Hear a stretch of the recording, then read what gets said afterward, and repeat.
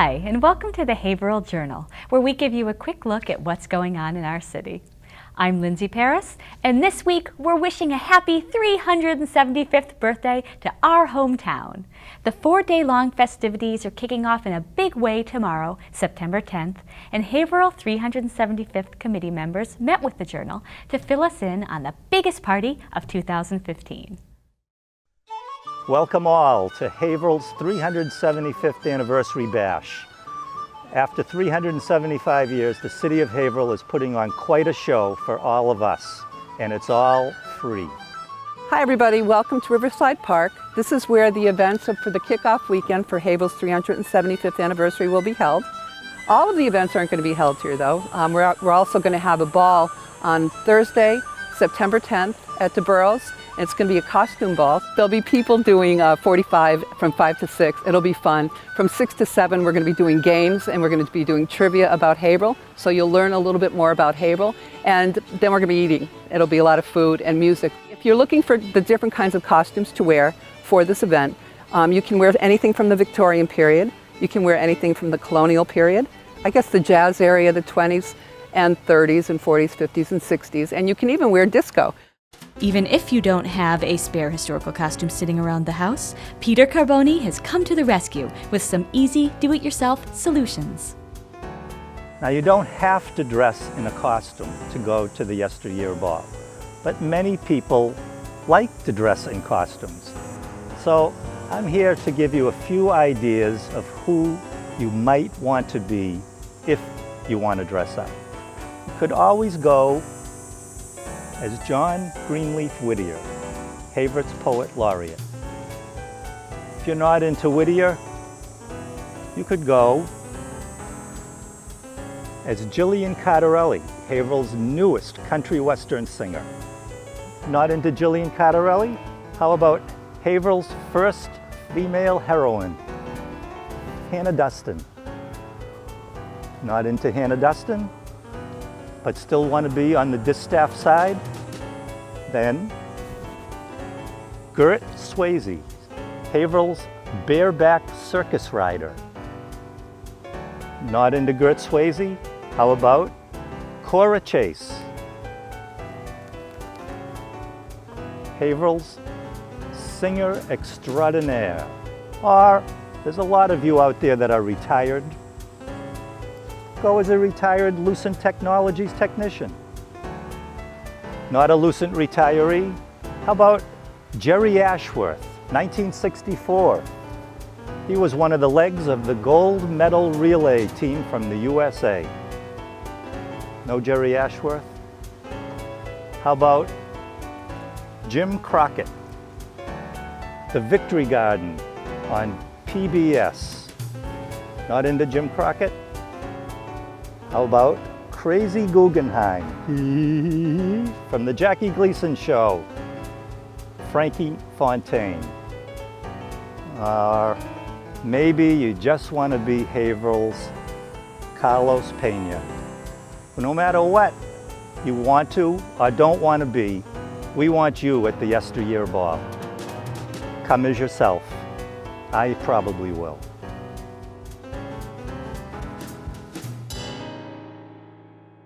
On the 11th, we're going to be having, from 5 o'clock on, we're going to be having music and a concert by the river, by Riverside Park. Ayla Brown's going to be there. For those of you who have seen her on American Idol, it'll be kind of a fun kind of thing to do. Saturday is going to be an all-day event. It's going to have all sorts of really fun activities. We're going to have more music. We're going to have a kids tent with a lot of kids activities. We're going to be having a beer tent, which is going to have both beer and wine. Concerts are going to be all day long, starting at about, I think it's like at 10:30 in the morning. We're going to be having the final from a local talent contest for teens. Music from Airtight, E.J. Ouellette and Crazy Maggie, Jillian Cardarelli, Haverhill's own country western singer from Nashville, Tennessee, and an Elton John and Billy Joel tribute band will cap off Saturday evening. And then at night, in addition to the concert, they're going to have a showing of The Wizard of Oz, which may sound odd, but it's a Louis B. Mayer movie, and Louis B. Mayer is from Haverhill. And so that's the reason why they decided to do that. On Sunday, September 13th, will be a multicultural festival. A lot of booths are going to be representing whatever cultural area they're representing. We're going to have the Greek people come down, and we're going to have an Italian, and we're going to have Spanish, we're going to have Irish, and just representing all of the immigrants that have come here from other countries. So I hope you can join us. Please come. We really would love to have you. I'll be at the Yesteryear Ball at DeBurro's Thursday night with camera in tow for the costume contest. So wear your finest zoot suit, Gibson girl dress, or whatever old stuff you've got in your closet. I've got my outfit ready. The 9/11 concert and beer garden on Friday begins at 6 p.m. Saturday's festival goes from 10:45 a.m. to 9:30 p.m. And Sunday's cultural festival begins with a citywide breakfast at 8 a.m. All happening down at Riverside Park behind the stadium. Merriment aside, a 375th birthday is a pretty big deal. So how did Haverhill come to be, anyway, back in 1640? The Buttonwoods Museum has all the answers as to who, what, when, how, and where it happened as we celebrate this historic occasion in Haverhill's history. So this is First Landing Park. This is where our first settlers in 1640 came right up the Merrimack, and they landed right here, and they decided that this was the place to start a new plantation. Most of these settlers were from the Newberry plantation in Newberry, Mass, and they wanted to find a new place to call their own. I believe that they came here, they had an opportunity either to go to Andover, the Andover area, or here, and they chose here. And people always go, well, why didn't they choose Andover? Well, if you really think about why they would have chosen Haverhill, they chose Haverhill because we're on the river. And it's almost as simple as that, because when you're on the river, especially in those days, that's where commerce was. So they chose to be along the Merrimack River, and initially the area included southern New Hampshire. So it was quite a large area. We have a Reverend Ward who wanted his own parish. His father already had his parish. His parish was, I believe, in Ipswich or Newbury. Wanted his own parish, so he came downriver to found his own parish, and that's sort of how it started. And it was named Haverhill because his family was from Haverhill, England. So this is the John Ward House. This was the house built by the settlers of Haverhill for their first minister. The older side, which is this side here, was built around that time and then added onto in the 1820s.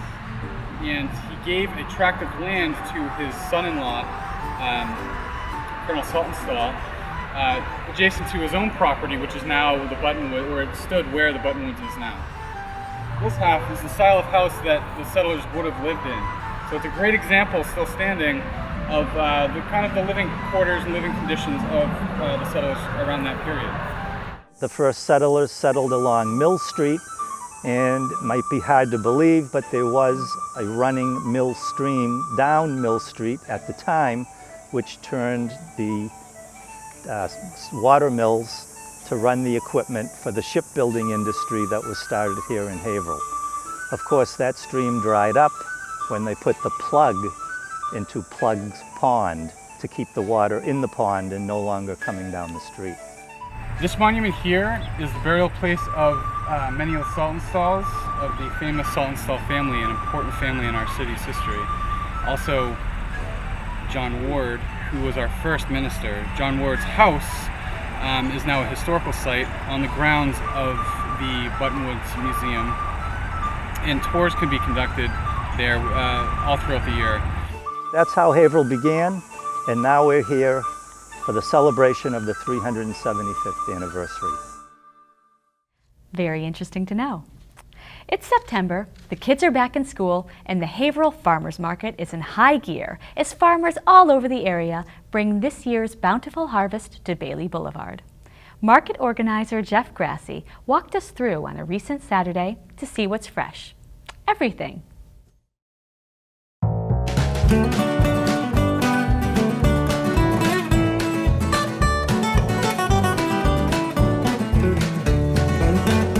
We are here with Jeff Grassi, one of the organizers of the Haverhill Farmers Market for what, about 6 years now, right? This will be our 7th year, actually. This is 7 years.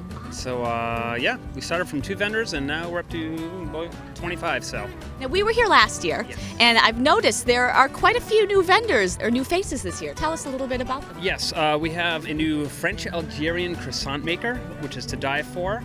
We also have a new bread baker, Purple Carrot Bakery. Carolyn's Farm Kitchen, I think a lot of people might already know her. She's with us now. And then we also have a chocolate maker off to our side over here. So we have a lot of new and exciting vendors. The name of the bakery is Boulangerie d'Alger, which means Bakery of Algiers, and that's where I was born and raised. I came to the US when I was 25, so I grew up with these kinds of pastries. The 3 varieties of croissants that we have are the butter, chocolate, and almond. We're also introducing gradually some Algerian traditional breads. They are made from scratch in our home, and they are baked fresh on Saturday morning, right before the market starts. Do you help your mom? Yeah, a lot. We sell, we help measure the ingredients and bake. We're the Purple Carrot. We offer artesian breads freshly made on the day of the markets. Freshly baked breads, basic ingredients. We started doing the Haverhill Market a couple of months ago, and we sell our breads freshly baked every morning of the market. We have 4 to 5 different flavors of breads, and we also make these bread pockets that we introduce. And we're hoping to make a name for ourselves and open a bakery soon. So I am a professional chef, 20 plus years, but I proudly define myself as a farm chef. So I've been very fortunate to work for many Massachusetts farms, taking the crops that they grow out in the fields and bringing them into the kitchen. Everything I do really is designed to match the growing season in New England. What's specific in season now is the peaches. So I have a peach gingerbread loaded with peaches. So I had loaves to sell, but I also, again, sell that as a farm mix. We also have with us our farmhouse granolas. I have a variety of jams and jellies.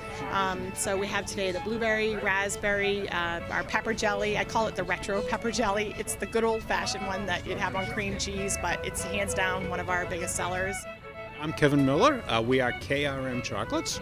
I add my own flavorings to it to make it my own chocolate. I have peanut butter, peppermint stick. I call it my high antioxidant. It's almost, but not really a health food. It is chocolate after all. It's dark chocolate with 6 different dark high antioxidant berries. When I make it, I lay it out in sheets to cut it, and then all the fruits pop up to the top. And there's a raspberry sticking out of that one that you can see a little bit. I'm going to try it now. This is the hardest part of my job. No, it's the best part. Oh, it's so good. Sure. So good. I love the real blueberry. You can really taste the blueberry. We always try to tell people, come to the farmer's market first, and then go to the supermarket after, so you can get all the really local great stuff here, and then get the rest over there. So, and then we usually have live music, as you can hear today. I'm a local musician and had the opportunity to play here at the farmer's market on occasion. Man, it's just great. It's an event. That's what I look forward to. And bringing the element of music to the event, I think, is a nice touch. We've got it all. We really do. It's an exciting place here. You still have quite a few weeks left here on the market, correct? We go all the way to the end of October, which this year is Halloween, October 31st. It's a great opportunity to showcase and sample our products, really to meet the people. For me, that's what makes it special. I do 4 markets a week. And I do have to say, and I will tell everybody here, that of the 4 that I do, Haverhill is far and away the best market that I have here. I've mentioned to Jeff a number of times that as many years as he'll have me, I will be here. If you haven't been to the market yet this year, you've got to stop by. The selection is outstanding. As Jeff mentioned, the market is open Saturdays through October 31st from 9 to 1 p.m. on Bailey Boulevard, next to the police station. September 17th, join our city's finest tour guides, John Guerin and Ron Carpenito, as they take you through the streets of Haverhill on the 5 Treasures Trolley Tour. It's a party on wheels rolling through the streets of downtown, starting at 5 p.m. at Tattersall Farm and stopping at the Firefighters Museum, Winnikinny Castle, Whittier's Birthplace, and the Buttonwoods. Tickets are $30 and include food and drinks. RSVP at info@haverhillchamber.com or 978-373-5663. Also happening up at Tattersall is their annual Farm Day on Sunday, September 20th from 12 to 5 p.m.